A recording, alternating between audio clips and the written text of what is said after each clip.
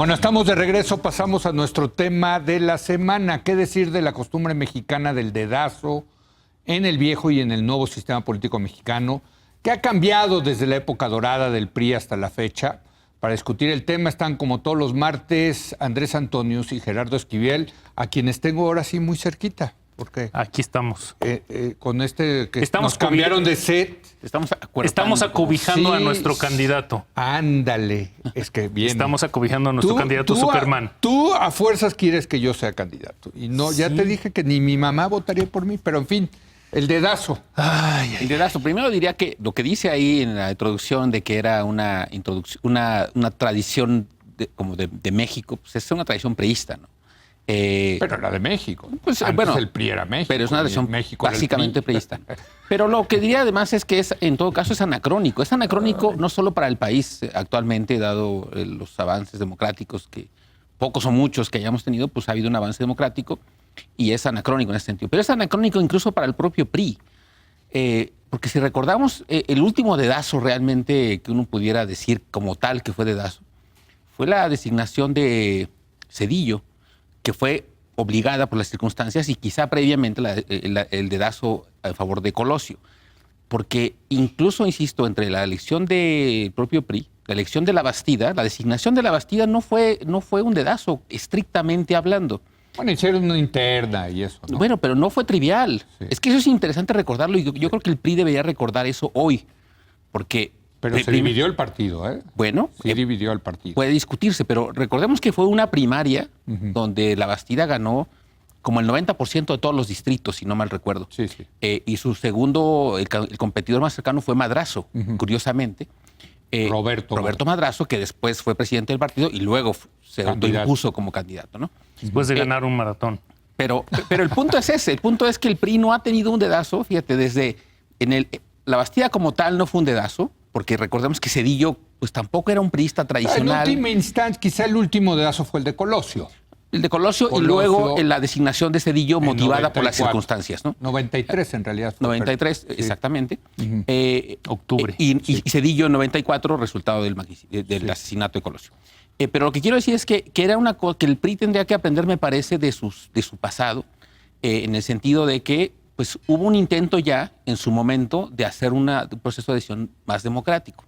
Y yo creo que sería más acorde con los tiempos, ¿no? Que también lo hiciera de esa manera.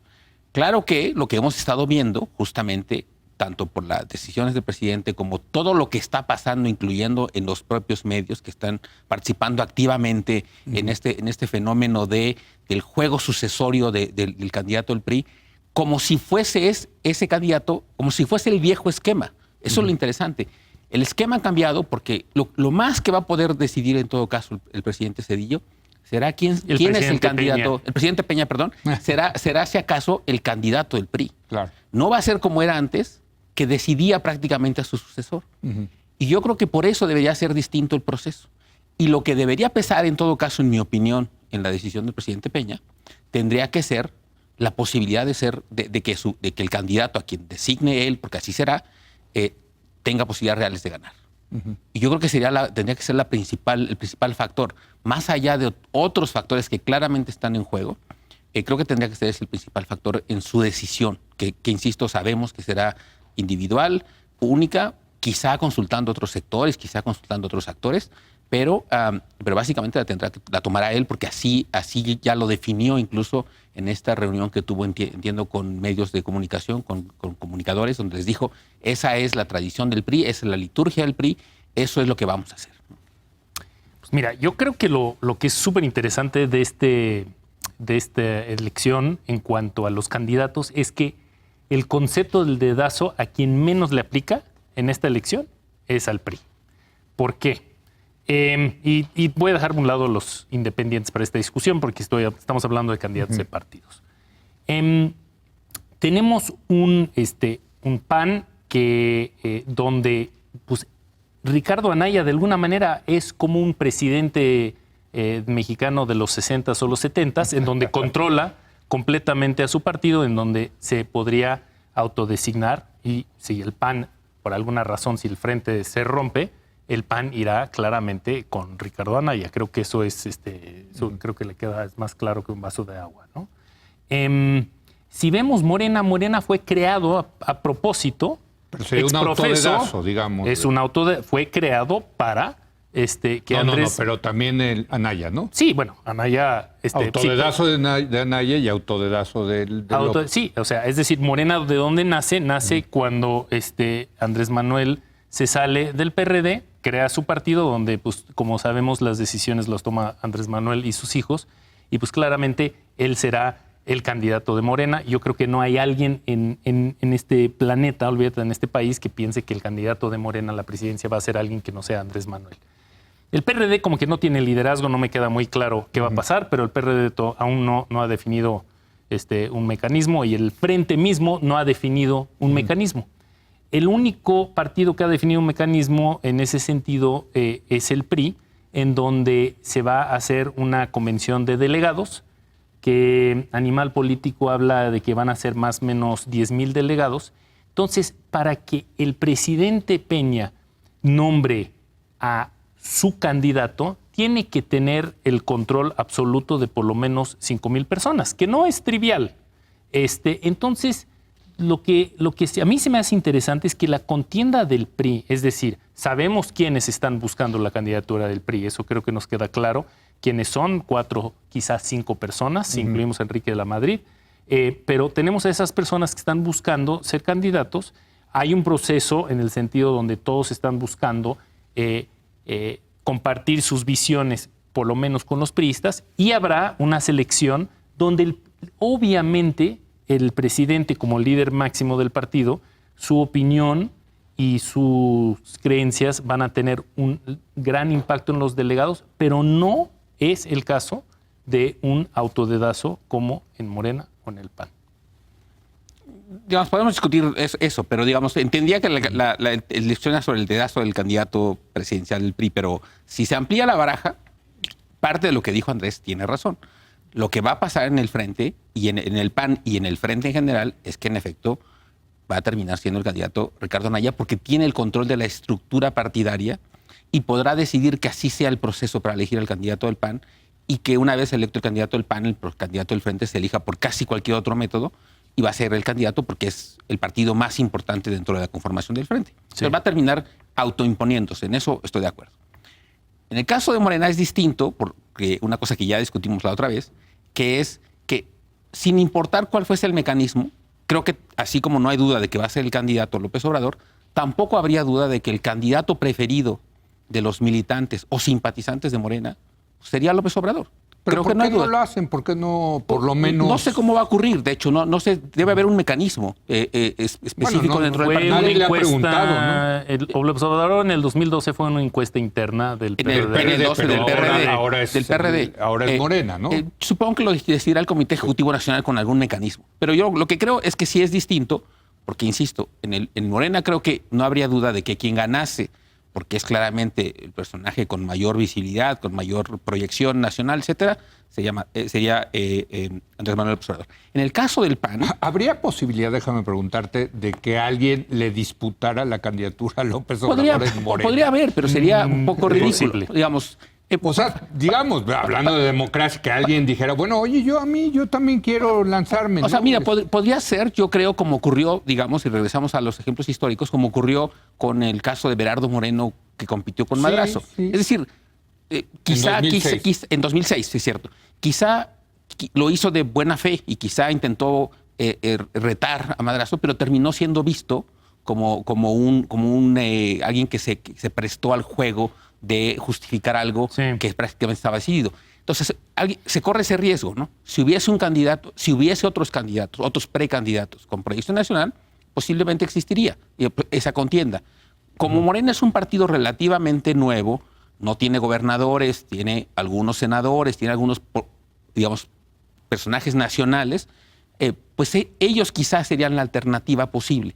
Pero no creo que ninguno de ellos se vaya a disputar una candidatura con Andrés Manuel López Obrador. Pero sí creo que eso hace una diferencia muy notable entre lo que ocurre en Morena y lo que va a ocurrir, me parece, en el Frente, porque en el Frente sí había, como ya lo sabemos, otros precandidatos. Los hay todavía, ¿no? Estaba Margarita Zavala, que salió, está Moreno Valle, está Luis Ernesto Derbez, está el senador Romero Hicks, En fin, sí hay gente que está intentando disputar la candidatura a Anaya, pero posiblemente por el mecanismo que se elija terminará casi autodesignándose Ricardo Anaya.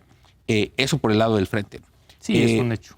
Ahora, pero por el lado del PRI, pues lo de la convención y eso, pues decía Andrés Antonius, que es muy difícil controlar los 5,000 delegados. Bueno, yo creo que no.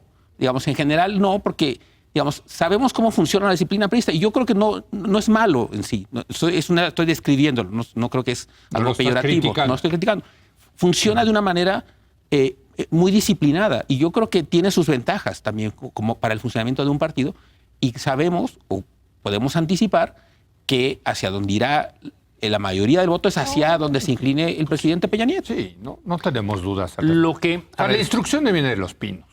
Pero, Leo, ¿tú crees que el presidente puede designar a quien sea como candidato del PRI? Pues mira, si me preguntas como Calígula que quiso nombrar a su caballo para el Senado, pues no. Tampoco me refiero a eso. O sea, déjame llevarlo a ese extremo. No lo lleves a ese extremo. Llévalo a un extremo real. Dentro de esos 5 que se mencionan, sí, a cualquiera de los 5. Sí, también yo creo. ¿O no? Yo creo que el presidente... O sea, dentro de los 5 esos no, pues por eso están jugando 5. ¿No? Están jugando 5. Sí. Yo creo que cualquiera puede ser. Que han manifestado su interés. Yo creo que si el presidente decidiera, no, estos no me laten, mejor me late otro secretario, otro gobernador, alguien así, ¿tú crees que lo puede imponer? No necesariamente. No es un sistema que se presta a eso. Es un sistema que vemos personas que están claramente compitiendo uno contra el otro, presentando sus visiones. Pero mira, algo te dice, posturas. Perdón Andrés, algo te dice el hecho de que los 5 posibles sean miembros del gabinete de Peña Nieto, que no se le dé entrada a alguien que esté fuera del círculo de Peña Nieto. Pero compáralo con Morena, compáralo con el Frente o con el PAN, compáralo. No hay, es el único partido donde hay 5 personas en juego para ser el candidato en esta elección. Y eso te habla, pues yo creo que es algo muy positivo, que en el PRI no hay una decisión donde anteriormente, como bien dices, de repente salía un personaje y se empezaba a presentar en todos lados y como que todo el mundo sabía que para allá iba la cosa. El destape. No, bueno, pero va a haber destape. Pero aquí... Va a haber destape. A ver, Leo, escúchame tantito. Escúchame. Te escucho. Caramba. Lo que te quiero decir es que hoy en día hay 5 personas que está en juego, está en juego la candidatura. No es el caso en Morena, no es el caso en el Frente. Y si el Frente se desmorona, no será el caso en el PAN. Nada más te puedo hacer una pregunta. Hay 5 personas. Puede ser hasta más de una. A ver, sin lugar a dudas hay 5 posibles candidatos del PRI. Ahora, hay 5 en el PAN.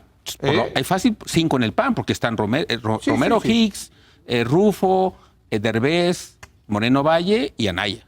También hay 5. Bueno, pero Anaya el proceso es distinto, estamos de acuerdo. Distinto. Bueno, por eso, pues regresemos al PRI. Ahí están esos 5 posibles candidatos. A ver, yo no tengo duda de que un día el presidente Peña Nieto va a llamar al agraciado y le va a decir, compadre, eres tú, te deseo mucha suerte. Le van a hablar en ese momento por la red a Enrique Ochoa. Enrique Ochoa le van a decir, ese es fulanito, opéralo. Y va a haber el destape priista. A ver, ¿tenemos alguna duda al respecto o no? Yo creo que lo que estás comentando es una versión sumamente simplificada y medio artificial de cómo será el proceso. Caricaturesco.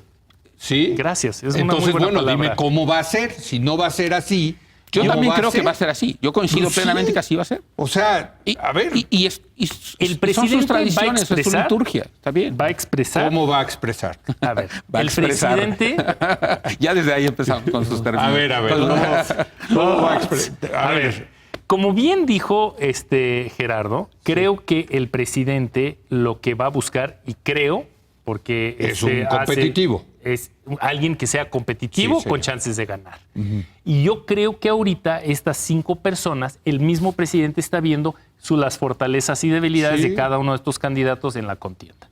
El presidente seguramente va a expresar su preferencia por uno de ellos, eso no lo dudo, y está en todo su derecho de hacerlo como lo hacen presidentes de cualquier país. ¿Y ese va a ser el candidato? Yo creo que sí. Pero, a ver, hay una convención de delegados. Es mucho más de lo que está haciendo cualquier otro partido. Te voy a decir, si el presidente se expresa a favor de un candidato y sale otro candidato... Ya no digamos que salga otro candidato, que sea competido. Mis respetos. Ya lo veremos. A ver, eso no. Ahí sí, como diría, ¿quién era? Oscar Wilde, me como mi sombrero, pero en fin, ¿no? Ahora ya no usamos sombrero, pero... El único punto ¿no? que estoy tratando de hacer es que es una contienda más abierta y más transparente que hemos visto anteriormente en ese partido y que estamos viendo en los otros partidos en esta elección. Un último Ese comentario. es mi punto. Yo más bien creo que es un proceso, insisto, anacrónico, donde el presidente va a tomar su decisión de manera unilateral en la soledad de su despacho, quizá, insisto, valorando distintos factores, Sí. pero será una decisión estrictamente hablando del presidente, el candidato del PRI.